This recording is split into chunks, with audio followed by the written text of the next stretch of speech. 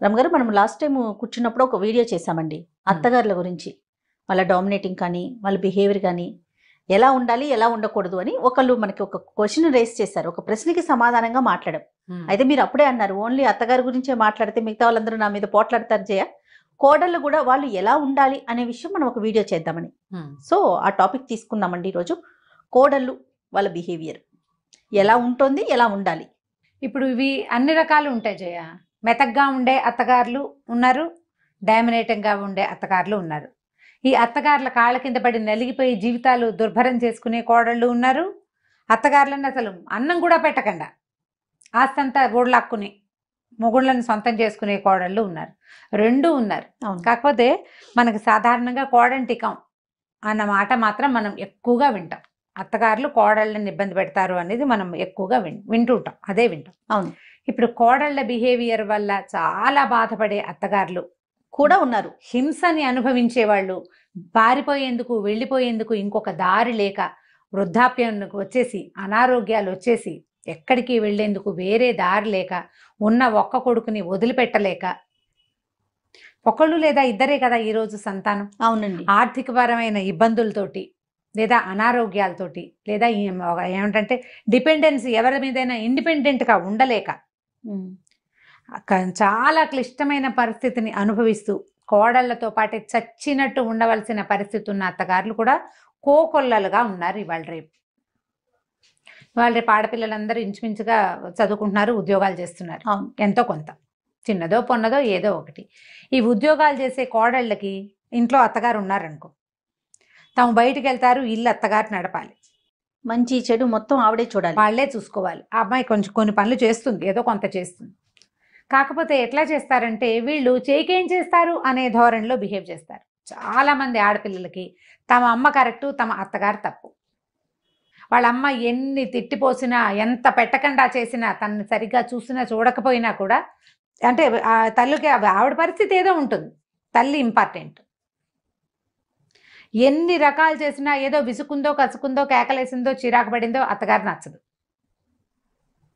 ఈవిడ మనిషే, ఈవిడికి ఇలాంటివి ఉంటాయి అని అనిపించదు. మన అమ్మ విసుకుంటే మనకు అలవాటుగా ఉంటుంది, అత్తగారు విసుకుంటే తప్పుగా ఉంటుంది. ఇవి ఏమంటారు, ఈ ఊరికి ఆ ఊరు ఎంత దూరం, ఆ ఊరికి ఈ ఊరు కూడా అంతే దూరం. అవును. ఆ ఇంగితం లేకుండా పోతుంది చాలా మందికి. ఇవాళ రేపు అని అందరికీ ఉంటారు కదా. అంటే ఈ రోజుల్లో కోడళ్ళు ఇలా ఉన్నారు అని నేను అన్న చేయ, అది చాలా తప్పు. ఈ రోజుల్లో కోడళ్ళు కాదు, కోడళ్ళు ఏ రోజుల్లో అయినా ఉన్నారు ఇలాంటి వాళ్ళు. దాష్టికం చేసే అత్తగారులు అన్ని కాలాల్లో ఉన్నట్టే ఇట్లా పొగరుబోత్తనంగా ప్రవర్తించే కోడళ్ళు ఎంతమందో అప్పుడు ఉన్నారు, పాత రోజుల్లోనూ ఉన్నారు, ఇప్పుడు ఉన్నారు. అత్తగారులకి అన్నం పెట్టకుండా అరుగుల మీదకి తోసేసిన కాలం చూసాం మేము, మాకు తెలుసు అలాంటివి జరిగేవి ఇది వరకు. ఇప్పుడు కూడా అలాంటి పరిస్థితి ఉంది. ఇప్పుడు ఇంకా తెలివిగా చేస్తున్నారు, తెలివిగా చేస్తారు. తెలివిగా చేయటమే కాకుండా అత్తగారి బంగారం కావాలి, అత్తమామ సంపాదించిన ఆస్తులు కావాలి, అత్తగారు సపోర్ట్ చేయాలి తన్ని, కానీ తన రూపే నడవాలి. ఒక్క అక్షరం తేడా వచ్చినా సహించదు. ఆ రోజున మీరు ఇలా అన్నారు దగ్గర నుంచి మొదలు పెడతారు. మనం మనుషులం, ఇవి మనుషులకు అత్యంత సహజమైనది. మనకి మనిషి అవసరం ఉంది, మన పిల్లలకి పెద్దవాళ్ల తోడు కావాలి, మనకి ఇంట్లో ఒక మనిషి ఉండాలి, వీళ్లతో నేను కొంత సర్దుకోవాలి. పైగా నేను సంపాదించని, నేను ఏ రకంగానూ ప్రయత్నం చేయకుండా వచ్చిన ఆస్తి మీద నాకేం అధికారం ఉంది అనే ఆలోచనే ఉండట్లే. ఆత్మాభిమానం లేదు ఆడవాళ్ళకి.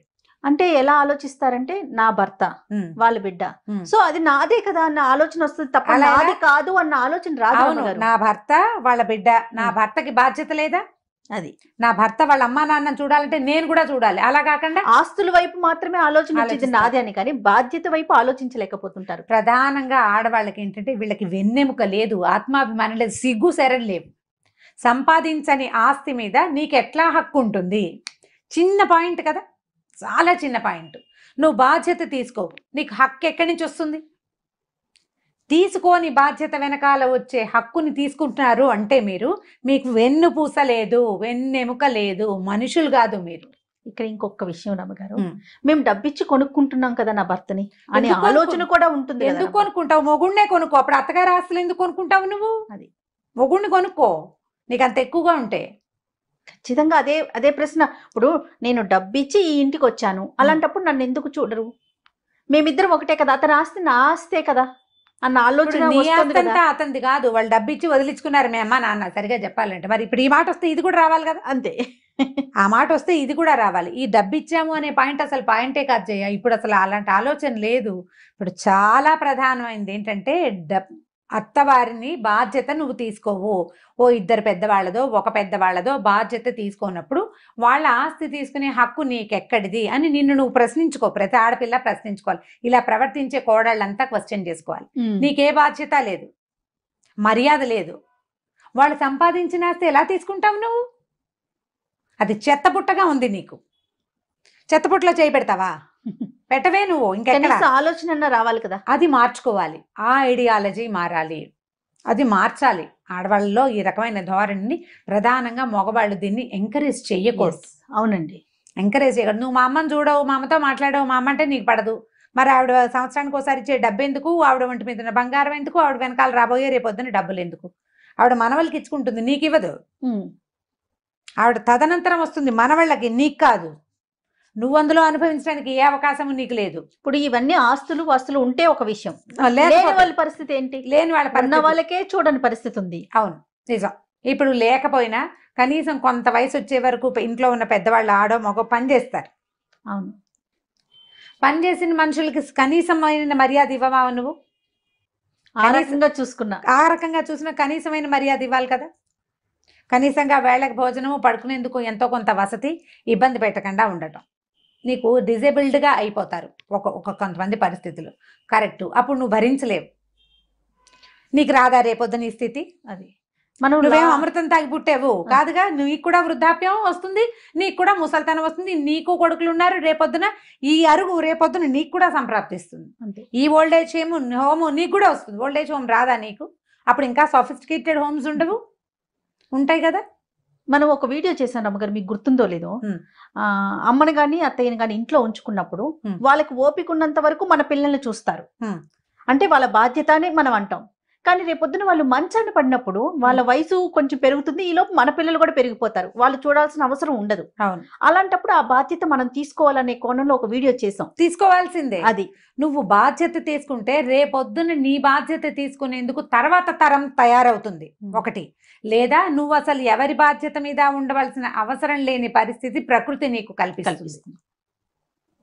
నువ్వు బాధ్యత తీసుకో, ఇర్రెస్పాన్సిబుల్. నువ్వు మనిషిగా ఉండడానికి కూడా పనికిరాం, మనం మనుషులుగా కూడా పనికిరాం. అవునండి. నువ్వు అత్తమామ బాధ్యత తీసుకో, నీ పిల్లలు నీకు పంచ ప్రాణాలు. అబ్బో అసలు మామూలుగా కదా, మా అత్తగారు మా ఆయన్ని బాగా పెంచలేదు, నేను అద్భుతంగా పెంచుతానంటావు. తాత బొచ్చ తరతరాలు జయ, దాన్ని తప్పించుకోలేం మనం. అవునండి. నువ్వు అద్భుతంగా పెంచిన నీ కొడుకు రేపొద్దున ఏ కోడలకో దొరుకుతాడు. నీలాంటి బ్యాడ్ ఐడియాలజీ ఆ అమ్మాయికి కూడా ఉంటుంది. ఇది ఎక్కడో చోట కట్ చేయొద్దు. నీ తరంలో నువ్వు మార్చు, కనీసం నీ తరంలో నువ్వు మారిస్తే నువ్వు ఈజీగా చేస్తావు జయ. నేను ప్రతిసారి మా అమ్మ గురించి చెప్తుంటాను నీకు. మా నాయనమ్మ తాతగారు పోయిన 10వ రోజున పడిపోయారు. ఆవిడికి మనిషి చాలా పొడుగట. మేము ఆవిడని చూడలే. మాకింతే చిట్టి నాయనమే తెలుసు. పొంగిపోయారే, అప్పుడు వంగిపోయారు. ఆస్టియోపొరోసిస్ ఉంది ఆవిడకి, చాలా భారీ మనిషి. అట్లా మా చిన్నాయనమ్మ కూడా ఇట్లా వంగి ఉండేవారు. వాళ్ళ ఫ్యామిలీలో ఉంది మనుషులు అట్లా కృషించిపోవటం, బొంకలు అట్లా పలచమైపోయి దగ్గరికి అయిపోతాయి అనమాట. అయితే చిన్న మనిషిగానే ఉండేవారు మా నాయనమ్మ. పడిపోతే తుంటి విరిగిపోయింది జయ. తుంటి విరిగితే అప్పుడు డాక్టర్ గారు, ధన్వంతరి గారే అనుకుంటా, ఆపరేషన్ చేయలేము, పెద్ద వయసు, బోన్స్ బాగా పెలిసిబారిపోయి పలచబడిపోయినాయి, మంచంలో ఉంచండి అంటే 3 years నా తాతగారు పోయారు, నాన్న పోయారు. తర్వాత మా అక్కయ్య పెళ్ళయింది, అన్నయ్య పెళ్ళి కూడా అయిన తర్వాత 3 ఏళ్ళు పూర్తిగా నిండేదాకా ఉన్నారు మా నాయనమ్మ. ఆ 3 ఏళ్ళు ఆవిడ మంచానే ఉన్నారు. మేమే ఎవరో ఒకళ్ళని ఎత్తి పక్కన పట్టుకుని, మా అమ్మ ఎంత ఓపికగా చూసిందంటే ఆవిడ్ని. మేము ఎవరో ఒకళ్ళం ఖచ్చితంగా పిల్లలు, మా అమ్మ ఎక్కడికైనా వెళ్ళాల్సి వస్తే ఓ పిల్ల 2 పిల్లలు ఇంట్లో ఉండేవాళ్ళం. ఆవిడకి మధ్యాహ్నం వేసరికి ఇంత ఉప్మా చేసి పెట్టాలి, పిచ్చి ఉప్మా. అది కూడా అదైనా సరే ఎంత బాగా చేసిందో, కుట్టేమో ఉప్మా అని చాలా సంతోషించేది పాపం మా నాయనమ్మ. చాలా చిన్న తిండి చూసేవాళ్ళం మేమే బాగా. మా అమ్మ అయితే ఎంత అట్మోస్ట్ కేర్ ఇచ్చింది మా నాయనమ్మకి. చివరికి మా అమ్మ ఎవరితోటి ఏమి చేయించుకోకుండా స్విచ్ ఆఫ్ చేసినట్టు వెళ్ళిపోయారు. నేను దాన్ని బాగా నమ్ముతాను జయ. ప్రతి వాళ్ళకి నేను ఇదే చెప్తాను. నేను చెప్పే ప్రతి కథలోనూ ఈ పాయింట్ ఉంటుంది. నేను జీవితాన్ని చూడటం వల్లే నాకు ఆ మాట వచ్చింది. నాయనమ్మ పోయిన 20 సంవత్సరాల తర్వాత ఎప్పుడో మా అమ్మగారికి నాయనమ్మకి చాలా డిఫరెన్స్ ఉంది. ఇంచుమించు మా నాయనమ్మ 86లో పోయి ఉంటారు కదా. మా అమ్మ 2010 దాకా ఉన్నారు. ఇన్ని సంవత్సరాలు ఆవిడ హాయిగానే ఉన్నారు మా అమ్మ, ఏం ఇబ్బంది పడలా. ఒకసారి చిన్న అనారోగ్యం వచ్చింది, మా ఇంటికే వచ్చారు, క్యూర్ అయిపోయారు, నార్మల్ అయిపోయారు. అందరికీ ఇలాగే ఉంటుంది. అంటే నువ్వు చేసి లోపల మనసు ఉంది చూసావా, నువ్వు సరిగ్గా చెయ్యి, నీకు సరైనది వస్తుంది. 100% సరైనది వచ్చి తీరుతుంది. నీకు ఏదైనా ఇబ్బంది వచ్చినా కూడా భగవంతుడు ట్రై చేస్తాడు దాన్ని సరిగ్గా చేయటానికి. నీ లోపల దాన్ని చూస్తాడు దేవుడు. నువ్వు పైన ఏ రంగు నీ భగవంతుడు అక్కర్లా, నువ్వు రంగు రూపు, నువ్వు పెట్టే పువ్వు, నువ్వు పెట్టే ప్రసాదం కాదు, నీ లోపలి గుండె, నీ ఆత్మలో ఎలాంటిది ఉంది అనేదే భగవంతుడికి కావాలి. అదే మన చుట్టూతో ఉన్న ప్రకృతి చూస్తుంది. నాకు మీరు చెప్పే దాంట్లో బాగా నచ్చే ఒక పదం అంతే, ప్రకృతి చూస్తుంది, ప్రపంచం చూస్తూ ఉంటుంది మనని. దానికి ఖచ్చితమైన సమాధానం వస్తుంది. నువ్వు సరిగ్గా బిహేవ్ చేయి అత్తగారితో, ఎవరి కోసమో కాదు, నువ్వు చెయ్యాలి, చేయడం అంతే. నీ బాధ్యత, నీ బాధ్యత. నీ మొహాన్ని నువ్వు అద్దంలో చూసుకున్నట్టుగా చెయ్యాలి. బాధ్యతని చెయ్యి. నీకు అసలు ఎవరి మీద నువ్వు డిపెండ్ అవ్వక్కర్లేకుండా వెళ్ళిపోయే పరిస్థితే నీకు ఇస్తాడు భగవంతుడు. నువ్వు ఇవాల్టి రోజున రేపు నా భవిష్యత్తుని ఎవ్వరూ ఆలోచించరు జయ. కానీ మనం లాంగ్ స్టాండింగ్ ప్లాన్ ఎలా చేస్తాం? ఒక 22, 21కి చదువు అయిపోయింది అనుకో, ఉద్యోగం, ఆ తర్వాత ఒక 3 ఏళ్ళకి, మగ పిల్లలైతే ఇంకో 5 ఏళ్ళకి పెళ్ళి, ఓ ఇల్లు, బండి, కారు, 40కి అదేదో, 50కి రిటైర్మెంట్, నేను హాయిగా వరల్డ్ టూర్ ఆలోచించవు నువ్వు. ఇవన్నీ ఆలోచించేటప్పుడు నువ్వు నీ వృద్ధాప్యము, నీ తాలూకు మరణము, దాని గురించి నువ్వు ఎందుకు ఆలోచించాలి? ఆలోచిస్తావా? ఆలోచించి తీరాలి ప్రతివాడు. నేను పెద్దయ్యాక నా పరిస్థితి ఏంటని మగవాడు ఆలోచించాలి, ఆడది ఆలోచించాలి. నాకు అలాంటివి రాకూడదు అంటే నేను ఇలాంటివి చేయకూడదు అని తెలుసుకోవాలి మనం. ఇప్పుడు ఈ పనులు వీటన్నిట్లలో నువ్వు కర్మ సిద్ధాంతమే అప్లై అవుతుంది జయ. అవును రమ్ గారు. ఇప్పుడు నీకు బాధ్యత, నువ్వు చెయ్యాలి. బాధ్యత లేని చోట హక్కులు ఉండవు. అస్సలు హక్కు తీసుకోవడానికి నీకు సిగ్గులేదని అర్థం. నువ్వు హక్కులు తీసుకుంటాను, హక్కులన్నీ పుచ్చుకుంటాను, నేను బాధ్యతగా ప్రవర్తించినంటే నువ్వు మనిషిగా ఉండడానికి పనికి రావని అర్థం. మనుషులం కాదా మనం? దాని మానవత్వాన్ని, మనిషితనాన్ని భగవంతుడు నీకు ఇస్తే దాన్ని నిలబెట్టుకోవు. నువ్వు ఎందుకు చదువుకుంటున్నావు? ఇదివరకట్లాగా ఆడవాళ్ళు ఇళ్లలోనో వెనకాల మగ్గిపోవాల్సిన పరిస్థితి కాదు కదా. నువ్వు ముందుకెళ్తున్నావు, ప్రపంచాన్ని నీతో పాటు తీసుకెళ్లగలుగుతున్నావు. సంపాదన వైపే మనం ముందుకెళ్తున్నాం అనే ఆలోచన మానుకొని అన్ని విషయాల్లో కూడా ముందుకెళ్లే ప్రయత్నం మనం చేయాలి. మనంతటా మనమే. మీ వ్యక్తిత్వము, మీ విశాలమైన దృక్పథము, విశాలమైన భావాలతోటి ప్రపంచాన్ని ముందుకు తీసుకెళ్ళినడమ్మా. ప్రతి వాళ్ళు దీనికి ట్రై చేయాలి. మీ ఫ్రెండ్స్, మీ కజిన్స్, మీ సిస్టర్స్ ఎవరైనా ఇట్లాంటి దుష్ప్రవర్తన ఉంటే ఇది చేయొద్దని చెప్పే స్వతంత్రాన్ని తీసుకోండి. ప్రతి వాళ్ళు చెప్పకూడదు కదా, అందరూ చెప్తారు. ఆడవాళ్ళు అసలు ఇంకొకరితో చెప్పించుకునే పరిస్థితిలోకి వెళ్లకుండా ఉంటే బాగుండా అనిపిస్తా ఉంటుంది. వెళ్లకుండా ఉండాలి. మీ అత్తగారితో సరిగ్గా ఉండు, ఇల్లు బాకలు సరిగ్గా చూసుకో, నీ బాధ్యతని నువ్వు నెరవేర్చు అనే మాట నువ్వు ఎవరితోటైనా చెప్పించుకోవాల్సి వచ్చిందంటే, నీ మొహం మీద మచ్చ ఉందని ఎవరైనా చెప్పాలా నీకు? అద్దం చూసుకుంటే తెలీదు నీకు? జీవితాన్ని అద్దంగా చేసుకోండి అమ్మా. ప్రతి వాళ్ళు కూడా మన జీవితం మనకి అద్దంగా ఉండాలి. మనని మనం హాయిగా చూసుకోగలగాలి. ఇక్కడంతా ఏదో ఉందనుకో, చూడంగానే ఎలా ఉంటుంది? జుగుప్సాకరంగా ఉంటుంది. ఇప్పుడు అది చూసుకోకూడదు. నీ మొహాన్ని ప్రశాంతంగా నువ్వు చూసుకోవాలి అద్దంలో. నీ జీవితాన్ని చూస్తే నువ్వు చేసిన సరైన పని, సజావైన నీ ప్రవర్తన, బాధ్యతాయుతమైన నీ మనస్తత్వము, నీ ప్రవర్తన కనపడితే నీ తర్వాత పిల్లలు, నీతో పాటు ఉండే ప్రపంచం అంతా నిన్ను మన్నిస్తుంది. ఇవాళ అత్తగారికి వచ్చిన స్థితి నాకు రాదని అనుకోవద్దు. డెఫినెట్గా వస్తుంది. మీకు పెళ్లి కాకముందు మీరు చిన్నపిల్లలు, పెళ్ళయింది, తల్లి అయ్యారు, పిల్లలు పెద్దగా అవుతారు. ఏడాదికి పిల్లలు పెరగరు. వాళ్ళతో పాటు నువ్వు పెరగవు. ఎన్నాళ్ళు ఉంటావు? మనం ఏమన్నా అతిలోక సుందరులమా ఎల్లకాలం యంగ్గా ఉండడానికి? ఏం కాదు. మనమేమి అమృతం తాగలేదు. ఎవ్వరికీ తప్పదు అది. ఇది ఆలోచించుకుని ప్రవర్తించాలి ప్రతి కోడలు కూడా. మనం అత్తగారులకి చాలా చెప్పాం జయ. కోడళ్ళ అవ్వాల్సిన పిల్లలు, ఇప్పుడు ఇంకా రేపొద్దున పెళ్లిళ్ళు చేసుకోబోయే వాళ్ళు, ఆల్రెడీ పెళ్లిళ్ళు అయిపోయి ఉన్నవాళ్ళు, ఆల్రెడీ ఇలాంటి ప్రవర్తనా లోపాలు కలిగి ఉన్న వాళ్ళు ఇప్పటికైనా తప్పేదేలేదు, మార్చుకోండి. ఎందుకంటే మిమ్మల్ని ప్రకృతి గమనిస్తూ ఉంటుంది. అది స్పేర్ చేయదు మిమ్మల్ని. మీ భర్త, పిల్లలు మిమ్మల్ని క్షమించేస్తారు మీ ప్రవర్తన ఎలా ఉన్నా, కానీ ప్రకృతి మాత్రం క్షమించదు. ఎప్పుడూ మీకు ఇతరుల సహాయం అవసరమయ్యే పరిస్థితికే మిమ్మల్ని తీసుకొస్తుంది. ఆ పరిస్థితి తెచ్చుకోకూడదంటే ప్రవర్తనా లోపాలు సరి చేసుకోండి. అత్తగారు మన భర్తకి తల్లి, మామగారు మన భర్తకి తండ్రి, అతని తోబుట్టువులు. ఇప్పుడు అతను వాళ్ళకే ఇంపార్టెన్స్ ఇస్తున్నాడు అంటే మీరు కొంత బాధపడచ్చు. కానీ మీరు అసలు అతన్ని వాళ్ళ వైపు కూడా చూడనివ్వకుండా చేయటం తప్పు కదా. అది చేయకూడదు. అది జాగ్రత్త పడితే బాగుంటుంది.